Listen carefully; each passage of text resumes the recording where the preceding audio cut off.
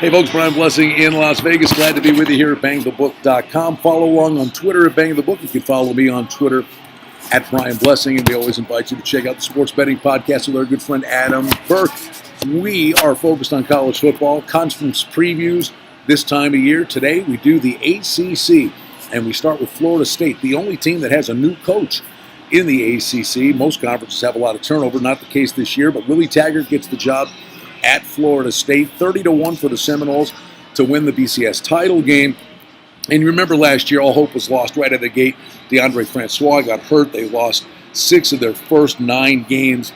Now, Francois, if he comes back healthy, he's on the board 30-1 to win the Heisman Trophy. So right there, Florida State gets a big boost. The one thing, when we look at the Seminoles team and you have to plot a course, they do face an extremely tough schedule this year. Boston College, times are a-changing with BC. This used to be a mundane pedestrian offense with a great defense. Last year, the offense got their act together, and the defense was really poor. So I would watch for BC early in the season to be an over team before the odds makers make an adjustment. This is a team that historically is a dead under team. They could be a dead over team this year. The head coach, Steve Adazio, has some really, really nice pieces on offense returning. The one thing that you should note, this team was really poor at home as a home dog. So teams would walk in and they'd take them to the woodshed at home. So take note of that. Clemson, not going to dive too deep into Clemson. All we'll tell you is it's an NFL team. 5-1 to win the BCS title game. Absolutely loaded. 8 starters back on defense. The one note we would tell you about Clemson, Bob Stoops, when he was the head coach at Oklahoma, Sooners would lose. You could go. It was an ATM machine. They'll win the next game. That is the case with Clemson. If Clemson were to lose a game this year, absolutely saddle up with Dabo Swinney and the Tigers in the following game. Duke, it's all about the coach, David Cutcliffe. He's kind of the quarterback whisperer, the guy he's going to try to mold this year. Daniel Lewis to see if Duke can. He's done a great job turning this into a program of respectability. Georgia Tech, Paul Johnson with that triple option offense. Run, they can run, stop the run was always the kind of the mantra at Georgia Tech. They'd always pull off a big upset, they'd look good, and then they'd always stub their toe somewhere along the way. The one thing that is of note, Georgia Tech's defense looks to be pretty weak. Louisville is going to be very intriguing to watch in the first couple of games for Bobby Petrino. This was a team that, forget Lamar Jackson, I mean, it starts there, but across the board, Louisville was a team that was decimated by graduation. And there are a lot of question marks at the skill position for Louisville. NC State, Dave Doeren, he loses Bradley Chubb, and we know what a stud he was, and everybody drooling over him at the NFL draft.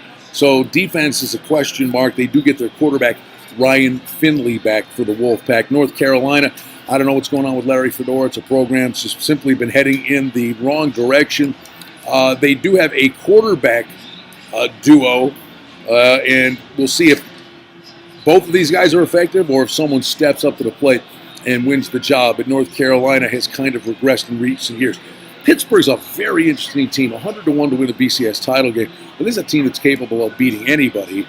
Their quarterback, Kenny Pickett, is one of the many young players that got a lot of experience. Pittsburgh is definitely on the uptick for head coach Pat Narduzzi, who just loves the ground and pound. And if you get that running game going, it makes a quarterback like Pickett obviously a better threat. Syracuse, the one thing we can tell about the Orangemen, their stats are improving, and that's a good sign.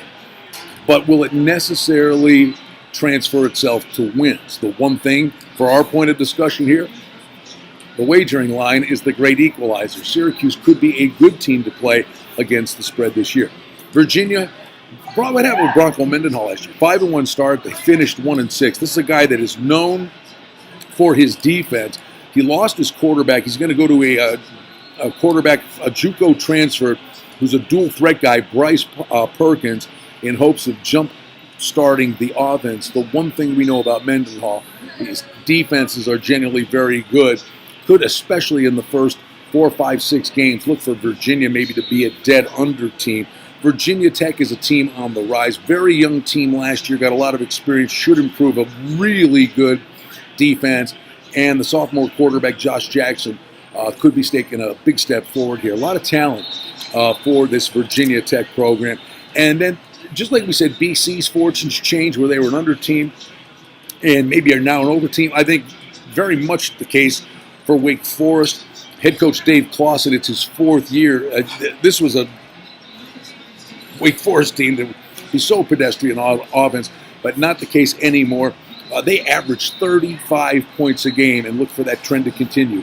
Wake Forest could be a dead over team as we get this football season underway. There you have it, a look at the ACC. Follow along on Twitter at Bang the Book. Up next, we're going to have a preview of a big boy, the Big Ten Conference, right here at bangthebook.com.